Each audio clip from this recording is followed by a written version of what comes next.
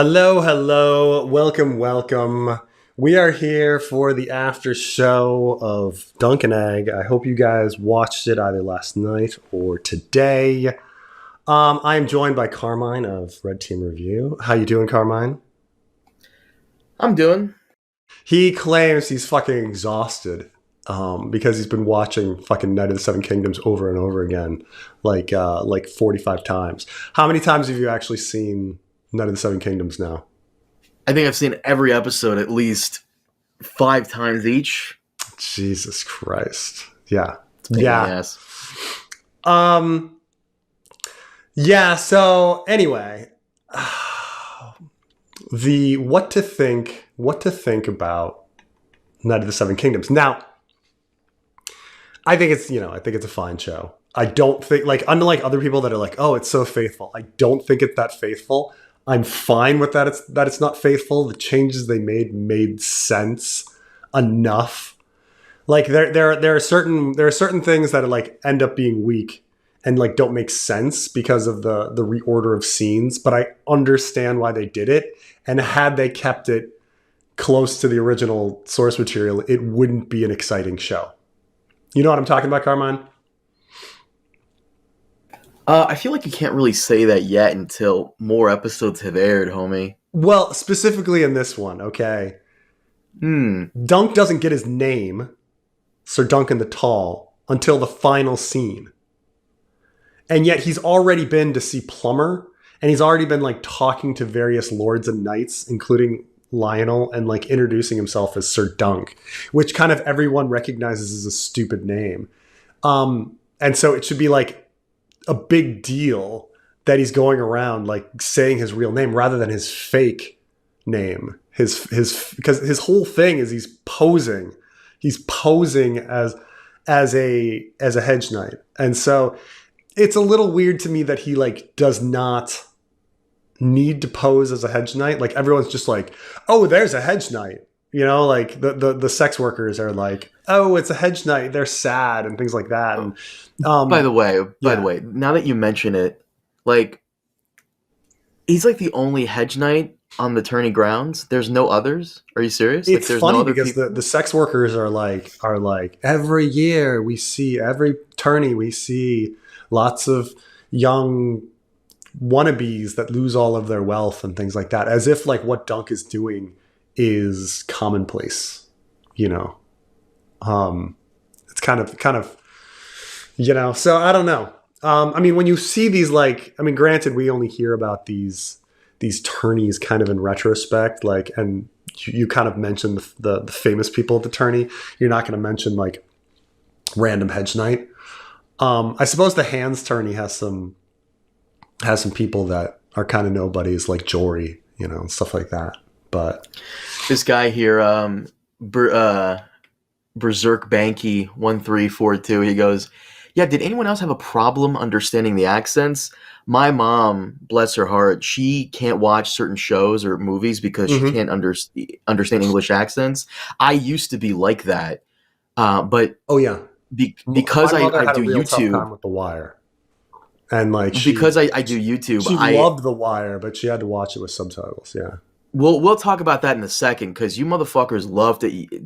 Dude, my former roommate does the same shit. Because I do YouTube, I've spoken to so many people from the UK over the last 10 years that I can tell the difference between a London accent, a Yorkshire accent, a Mm. Bristol accent. You got, like, for me, it's second. You fucking guys in Baltimore think you guys have accents? Not really.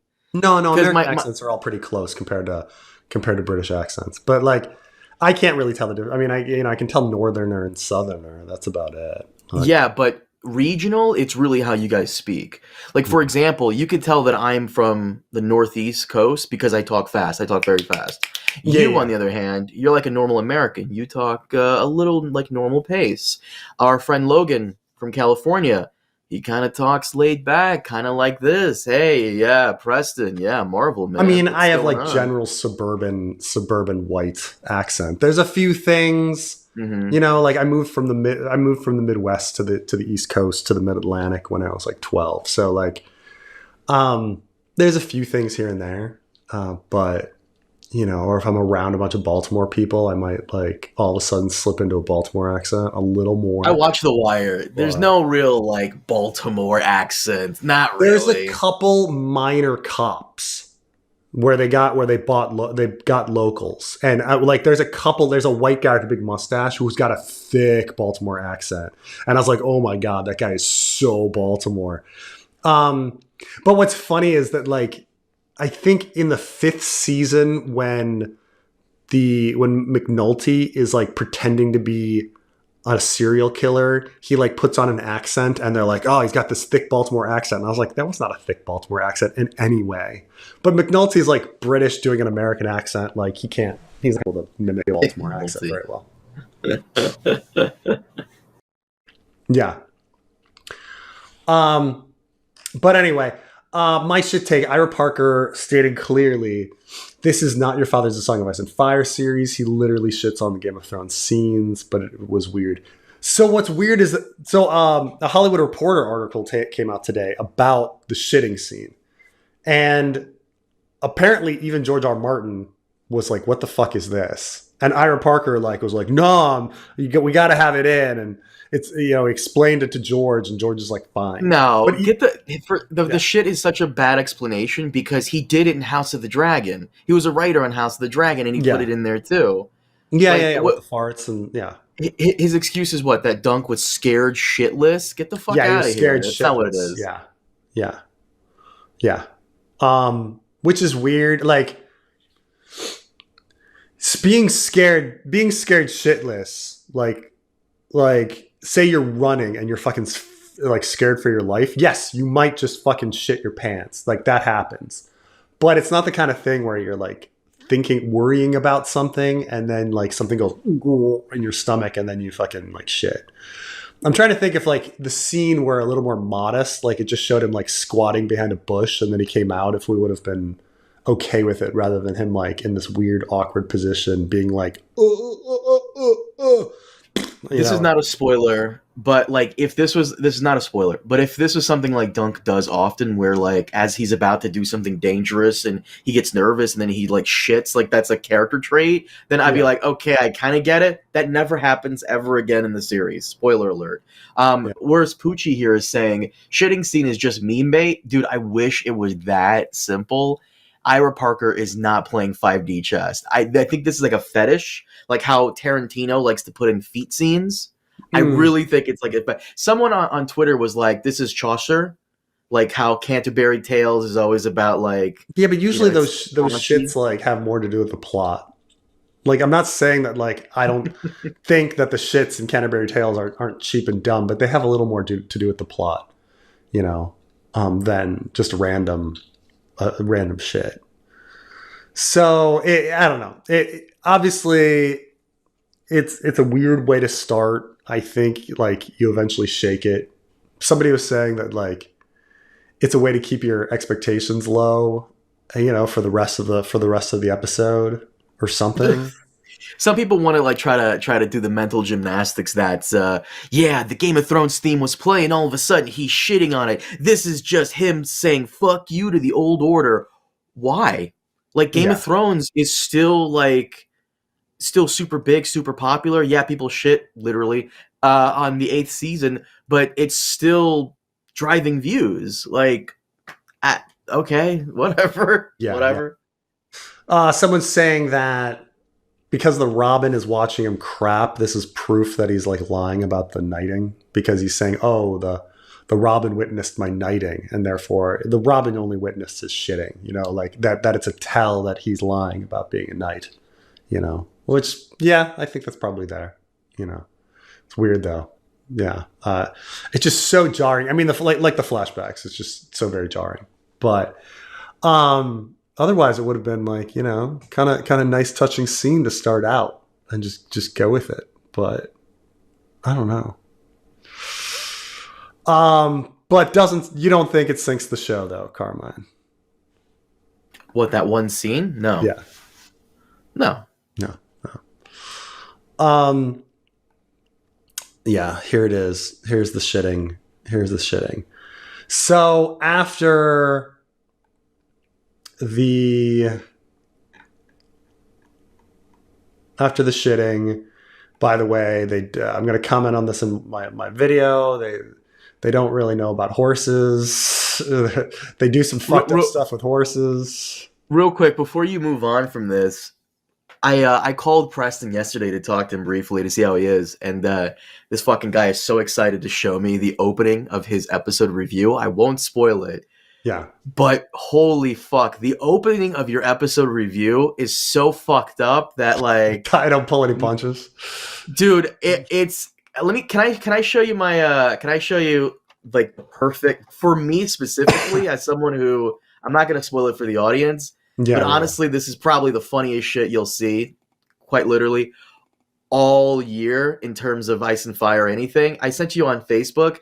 Yeah. This meme perfectly like captures how I feel about it. Can you put it up? Watching like the first 5 minutes of your review that you were showing me. Yes, this is Carmine sent me this meme. He's like about like this is literally it's like Chad, oh dude, really? The return of Chad. Like, so funny. It's so fucked up, but it's so funny. Oh my god, I hate that you did that. But what else can you do? Yeah, that's true. I'm teasing it a little too much. People are gonna be upset, I know. It's a glorious return. Anyway, we're introduced to Egg. He is, as a child actor, he's a little stiff. He's more depressed than I thought. Rather than being sassy, he does better in later episodes acting wise. Like the first episode, he's pretty fucking stiff. Acting wise, but he does get better as the episodes go on. So for anyone upset about Anakin Targaryen, he'll get a little better, But and then they make it into the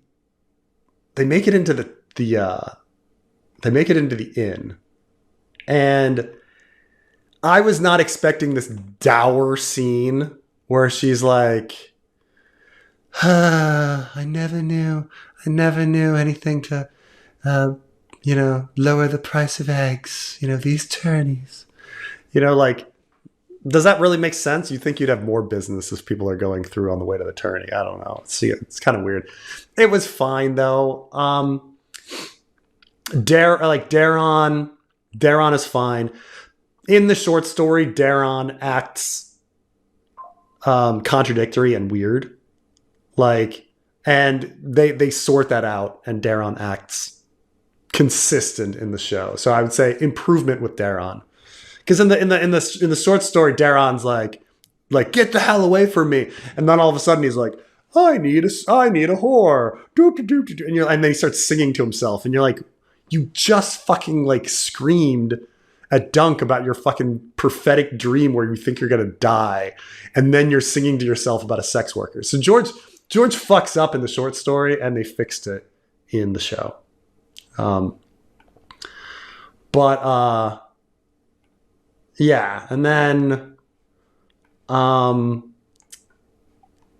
then he goes back to Egg, and they removed the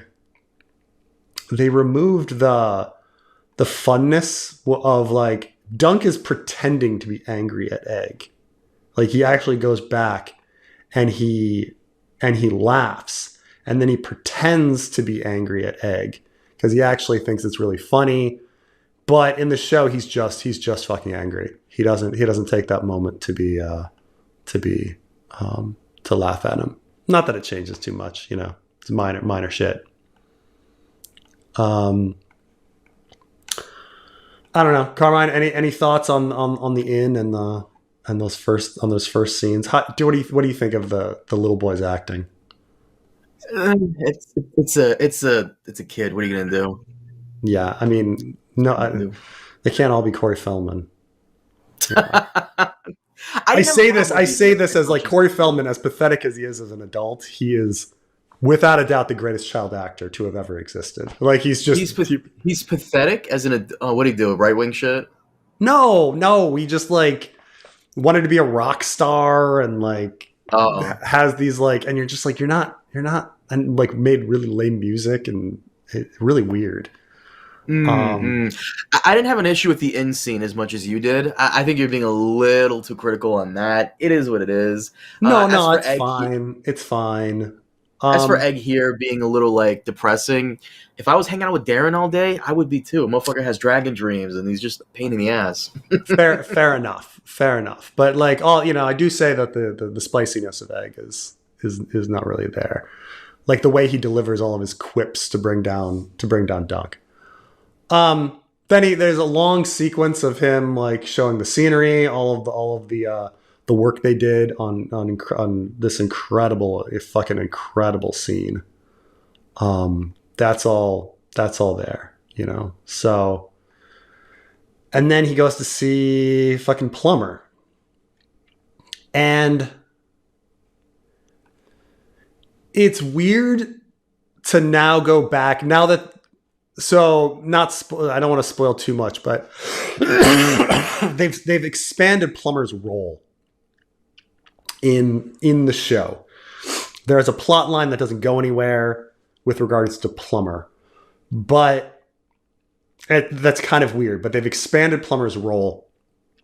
But that path that you go down with Plumber, like you reinterpret this scene with Dunk, where. Because he's about to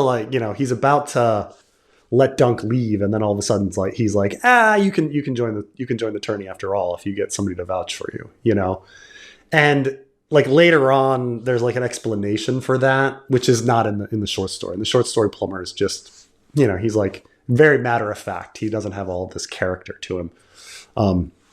He's like, well, if no one witnessed your dubbing, you need someone to vouch for you.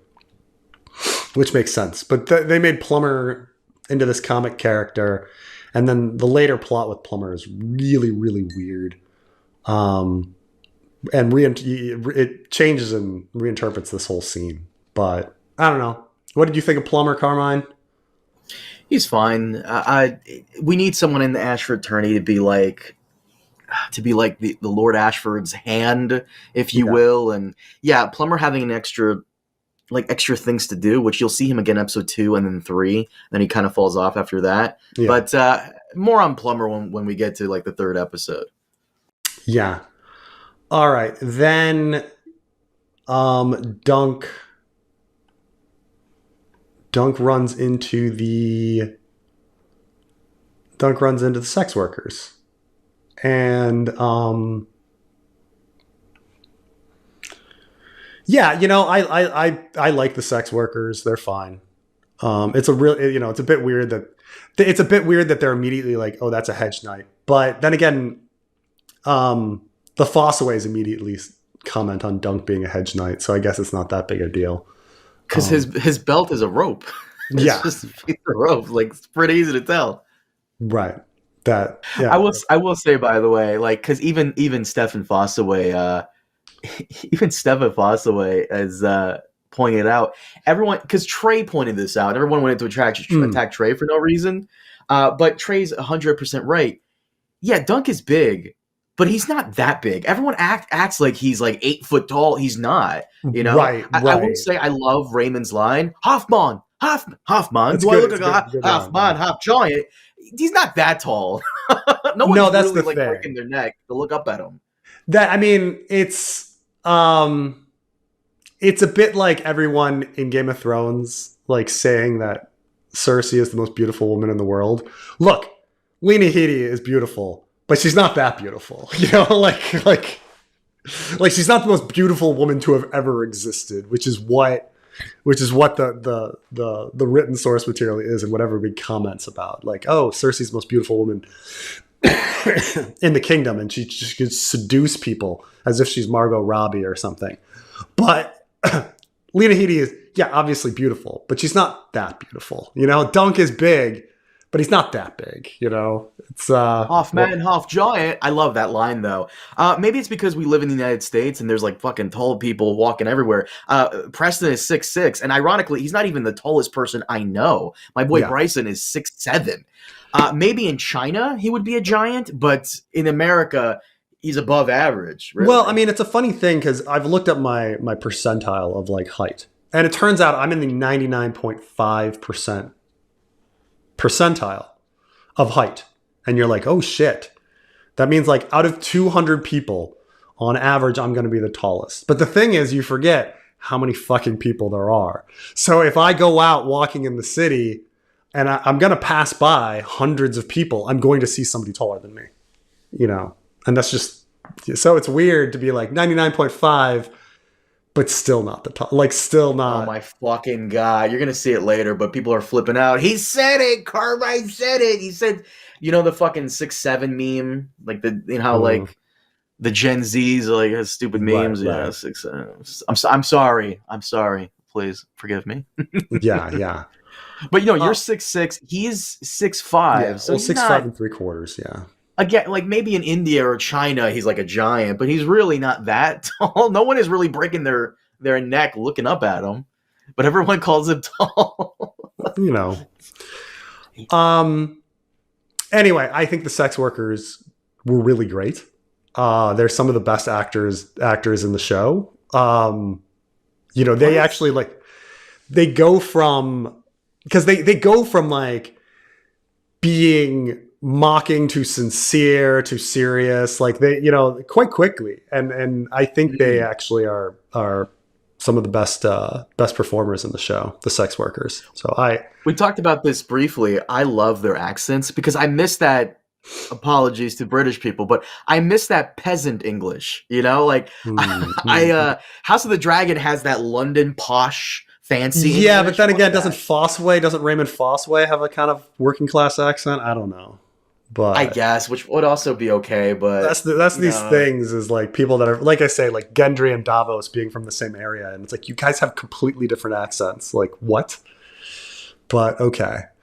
What's the hedge night? It's like a night was sad. That I just love that accent. Yeah, no, it's good. It's a good little scene, and it gives him something more to do. Like his mission here is to find Dondarrion the whole episode.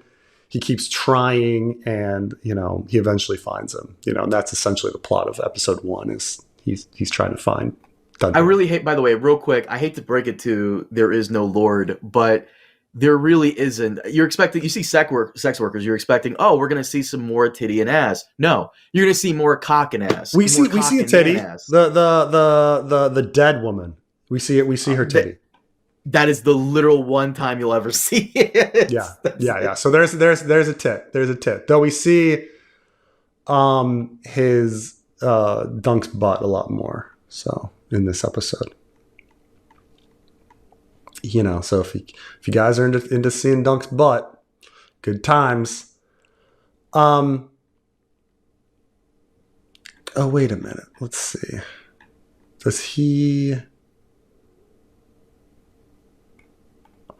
So yeah, they made Fossway into kind of a psycho, rather than just being like an arrogant dude. But I'm talking about you know Red Apple, Fossway, but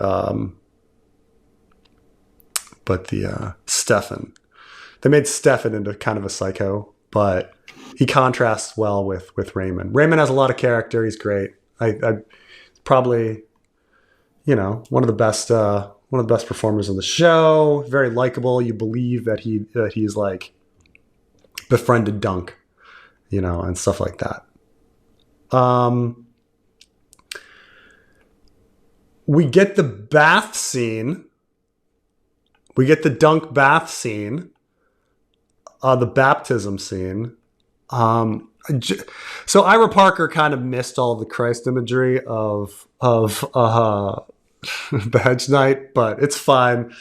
But he, you know, Dunk has his baptism scene, and then they cut the dragonfly. So no dragonfly. Instead we just get to see Dunk's butt. Good times. Yeah, well, the budget had to go to all that shit. So yeah, I mean, no CGI dragonfly. You know, you can't have a CGI dragon, but CGI dragonfly has to go to butts and farts. Yeah. Okay, so Dunk goes back to the sex workers, and this is the titty we see, which is all fine. It's a fine scene.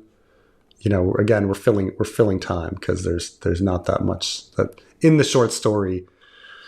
Like in the short story, he spends his time worrying about money and like selling horses and bargaining and stuff like that. In the first kind of part of the story. So this is, you know, nice little added scene about that these. I mean, I think the point of this is the fact that like the lowborn are the ones that are kind of caring for him while the highborn do not give a shit. And that's what they're kind of implying through all of that. I guess the sex workers here are like catering to some guy's like dead girl fetish or something. Exactly. Like, they're just working overtime. Yeah, they're helping her get all up for the. By the way, I think you skipped a scene that that came out of nowhere that I thought was fucking hilarious. Because what the fuck is I sent it to you on Facebook. What the fuck is the context to this? I want to know what did Dunk do? Oh, the flashbacks. No, the one flash. This is a flashback. What and you're did like, Dunk what the do? fuck happened? What happened? I mean, I don't know. Are they do? supposed to be at the red grass field or something? I don't know. I don't know. Arlen is upset with Doug for some reason. Did he start this fire? What happened? I know, right? Like, it's quite a story to whatever this was. But yeah. Yeah.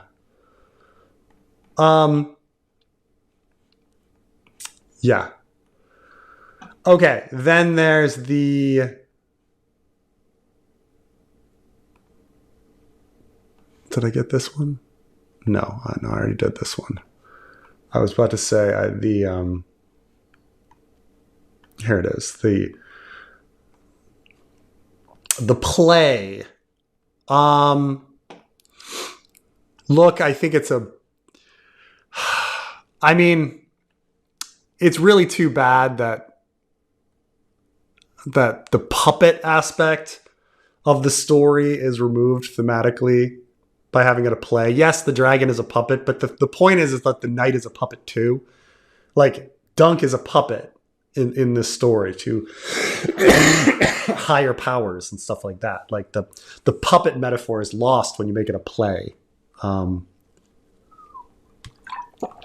understand why they did it. It's a lot more exciting to see this big fucking spectacle on stage than to see marionettes. Like, I get it, but we did lose the thematic element of puppets. I'll get to. And then we get our Tansel. Where I need a good picture of Tansel. Yeah, this is fun. Good old Tansel, too tall, who's also like not that tall. But, you know, looking great. Anyway, let me answer some super chats to see. I already foresee Septon Stefan taking a shit every time he farts in the Sworn Sword season 2. Mark my words, it'll happen. Oh, that's funny. I mean, at least they're gonna really play up those farts. But you're right. You're right. Look, not to harp on this continuously because at this point it is getting annoying, but the guy really does have like some like weird fetish. Like, feet is less offensive with Tarantino, is less offensive than this. I don't know. I just think it's kind of gross, personally speaking. I mean, you know, he's trying to throw it in. I mean, I just think some people do that. They think that's what the masses want. You know, when you watched fucking Austin Powers and Austin Powers drank fat bastards like shit. Like, it was gross there too, and it was gross there here. too. I don't know anyone that thinks that's funny, but yet they still fucking keep doing this shit over and over again. Like why? I don't know. This is a long ways out, but I had the idea that the Great Council at the end of the series should parallel the papal election of Gregor the 10th. Well, it wouldn't be quite at the end of the series, right? Because the Great Council would be like at the fourth Blackfire Rebellion. I mean, the end of the series would be Summerhall, right? And honestly, here's the thing. Carmine has noted that Night of the Seven Kingdoms like material is not doing great. Like I don't know if that many people are watching. Like a lot of people are saying that I didn't know the show was coming out. Not that much excitement for it. Yes, the second season is greenlit, but like, will there be more than 3? I don't know. I don't know. A second season was greenlit for Andor before season 1 came out, and not a lot of people watched season 1. Right. But then season 1 viewerships for Andor went up after it was all done due to the hype. So it could still be salvaged. It could be, but you would need to be a show with the quality of Andor. And as much as I like Night of the Seven Kingdoms, I think it's a solid show. It's no Andor. It's no Andor. Well, that, but also, like almost every show that you have ever seen that you've ever liked always has a drop off from the first to second episodes. One of the very few that didn't was the original Game of Thrones. HBO was so impressed with the lack of drop off for Game of Thrones, quite the opposite, it went up, that they took George R. R. Martin out to dinner to like celebrate with him and tell him the good news. And the same thing happened with House of the Dragon. Didn't it go up as well? Though House of the Dragon had a very good premiere. Right. This is what I was talking about in my review, is that I think they should have released the first 2 or maybe 3 episodes because, my God, even the trailers for this show, you couldn't really tell what it was about other than guy with sword traveling and jousting. You couldn't, like, Tansel was barely in the trailers. Yeah. So the marketing was so bad. It was so bad. Yeah. Would the crap scene be something Chad Summerchild would chuckle to, or is it bad taste for humor to even his kind of fan? Also, Arlen, the abuse. Why? I think Chad would like it, but if you've noticed over like the evolution of the Chad character has been that Chad stars in the adventures at the beginning, at the end, book ending, and he rarely now appears in the conversation between Sweet Robin and Night's King and Brandon. So yeah, Chad might like it, but he might think it's funny, but I don't know if he'll be commenting on it because like we now have the adventures of Chad Summerchild at the bookends, so that kind of thing.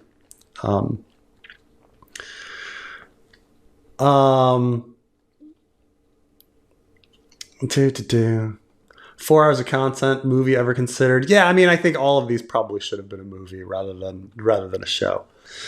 But it's okay. It's okay. I mean, I think considering the material he was given, Ira Parker did a okay job creating a climax for every episode. I mean, in this one, it was the party, and so, which the short story does not have, it just does not have that sort of thing. So, they're doing okay. They're doing okay. Someone said, now that we've seen the entire thing, do you think it would have worked better as a movie?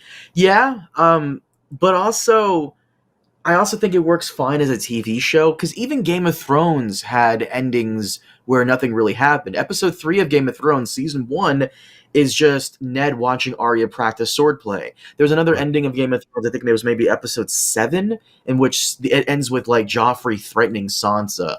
Like, nothing crazy happens in Game of Thrones sometimes. Right. But it's not all the time, but fuck, I mean, House of the Dragon was every episode. That's what was it? Because House of the Dragon Season 1 Episode 2 ends with like the reveal that Viserys is going to marry Alicent. Like, okay. I thought the first episode ending was like, but they have the standoff. Whoa. They have the standoff on the bridge, and then the marriage thing. And it was a lot of shocks, Sure. Yeah. I'm sorry, guys, about my cough. My kids have had strep for days. I am so exhausted. Anyway, they kind of I would say this is masterful. They take the second part of the Raymond Fossaway scene and they have him run into Dunk later. And Raymond Fossaway has a reason to bring him to the party. And I think it works a lot better than that. Like, it seems really weird that, like, Raymond, like, runs after Dunk and then is like, oh, really? I'm really sorry about that. Like, versus having hours to dwell on it and be like, fuck, I fucked up with that guy. You know? This actually works better. It works better that Raymond runs into him and they split that scene up. Half man, half giant. I'm sorry, I love that scene. I know, the reference to Half Man. Tyrion Half Man. That's kind of funny. And then the fucking Laughing Storm.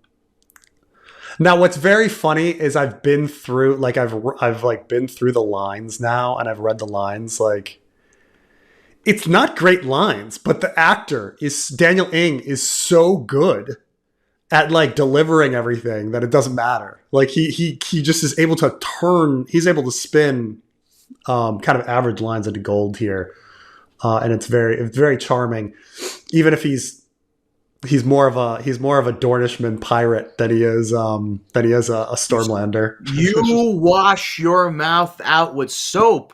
Baratheon I mean, supremacy. come on. You know that he looks like a Dornishman pirate. No, you stop it. I love him. He's great. No, he's great. Like, look, the entire show is saved by him. If there were no Daniel Ng, would you say that the show is good? Like, at that point, I'd be like... I give the show way more points than I should because of this fucking guy. I'm with you. Episode. I'm with you. His casting and his performance is carrying so much weight.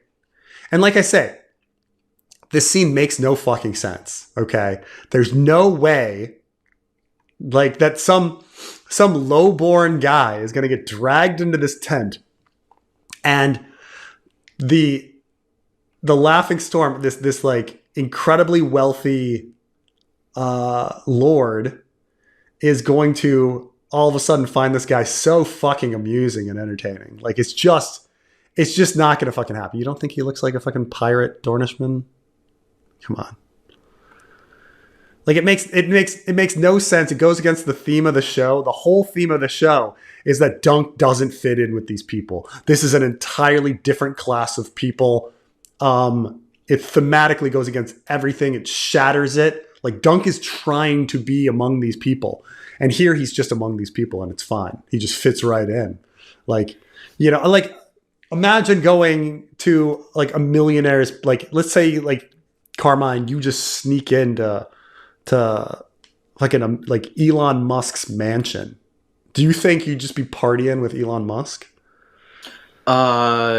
No, probably not. Well, right. I mean, maybe if I had some ketamine on me, sure, but for the most part, probably not.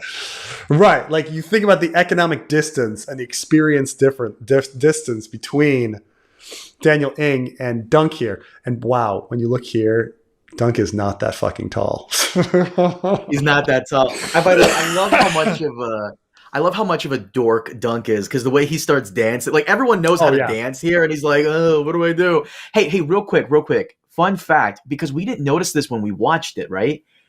The screeners I was able to get us weren't the most high quality screeners. And one of the things I complained about is how in later episodes, Beesbury only shows up like that one time. I'm actually wrong. And it's a blink and you'll miss it. Did you miss Beesbury at this party? Oh, he's at the party? I didn't know. He is. He's dancing with a woman, and the only reason I know it's Beesbury is because his mustache is like crazy, which makes fucking sense as to why he would be there. If he's at this tent, then he's friends with Lionel. And if Lionel's going to be in some fucking fight, then Beesbury's going to back up his boy. Oh yeah, yeah, So yeah. that's why Beesbury shows up. It's a blink and you'll miss it scene. But Beesbury is at this party and he's dancing, he's having a good time. Huh. By the way, the super chat. I may be reading into this, but did the show do the Manfred thing about being Dornish to as a joke to the Kristen Cole Dornishman thing in House of the Dragon? That's funny. I didn't think about that. So what he's taught, what Gail Cruz is talking about here is that in the source material, Kristen Cole is from the Dornish Marches, the Dornish border area of the Stormlands. Like, he's not from Dorne, he's from the border area. It's like saying you're from El Paso and somebody being like, well, he's from Mexico. Well, no, you're not from Mexico if you're from El Paso, okay? You're from El Paso. And they clearly fucked up and they were just like, oh, he's Dornish. And you're like, ugh, like they just fucked up. In this situation, she makes the same mistake, but it's very clear that the writers know that Dondarrion is not Dornish, because he then says, I hung Dornishmen. He should have said I hanged Dornishmen, but I guess the pun doesn't work as well. Because somebody's like, oh, he's hung like a Dornishman. And he says, I hung Dornishmen. It really means I hanged, like, it should have been I hanged Dornishman, right? Like, this is an entire Feast for Crows conversation over this. But it's funny, though. It's funny that conversation is very smart in that she's insulting him quite a bit by calling him Dornish. And then he's just like, no, I fucking kill Dornishmen, which is, a Dondarrion, what a Dondarrion would do, right? So... But it's funny that that is funny that it's like bringing up the same issue, because Kristen Cole, House Cole, aren't they subservient to House Dondarrion? Yeah. So interesting. I demand a poo-poo prophecy scene in the show. Oh man, I'll tell you, there was a time once where I got some food poisoning when I was traveling in Ecuador, and like I was pretty certain I was having fucking prophecies while shitting, having visions. There's a fucking problem right there going to Ecuador. Ugh. Yeah. Good times. Ecuador is great. Ecuador is beautiful. Keep forgetting, South Americans, we all hate each other. Yeah. Well. Anyway, he becomes so buddy with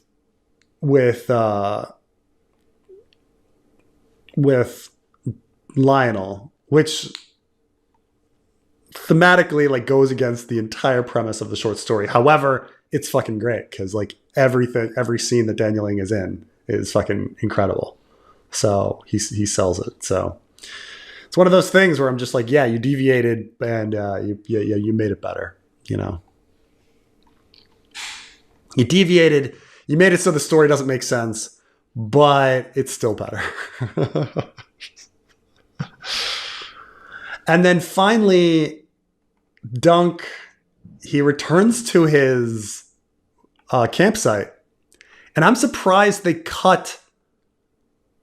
This is actually a bit of action in the short story where he like pulls his sword out. He thinks he's getting robbed and he runs in and he's about to kill Egg and then realizes it's Egg. They just cut it and he just like walks in and is like, hey, what are you doing here? I'm surprised they cut like a moment of excitement that they could have had. And then, they... Also, the fact that like Egg has like cooked him a fish, like now is kind of meaningless because like he was just feasting at Lionel's tent the entire evening, like eating. So now like Egg like cooking him a fish like isn't very meaningful at all. Oh well. The what are we gonna do? When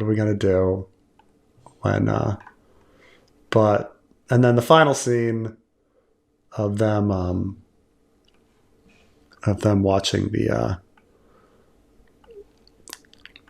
star. They've given a lot of lines to Egg, but I think it still works. I think I think this is well done, and yeah. So yeah, not bad, not bad.